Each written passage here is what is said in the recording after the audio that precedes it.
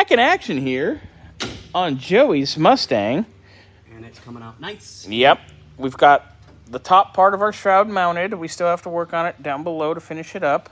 And we'll do the lower hose when we're down there because it's just easier to raise it up and do it that way. Yeah, we're going to do the oil pan and then do the lower hose. All the hoses up here are in and trimmed and back. All the hose? Just you. I thought... Hey, just because I resemble that remark doesn't mean anything. Oh, my God.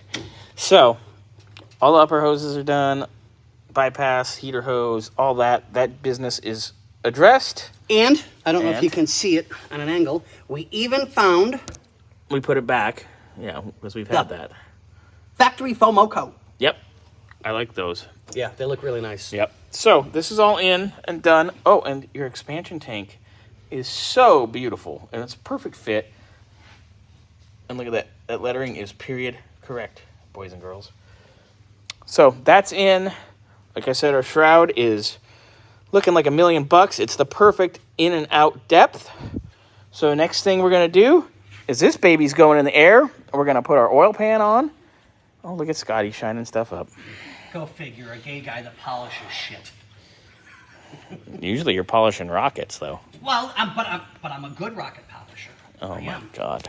Just look at the bathroom wall. Oh, no, wait a minute, I can't say that. At the truck stop? Yes. Well, yeah, that too. That's just for a skeezy time call. Anyway, so you've derailed my train of thought again. Oh, well. That's not hard to do. You're like, oh, pretty kitty, and you're fucking gone. Yep.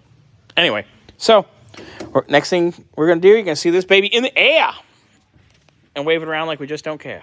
Whoop, whoop. Oh, my God.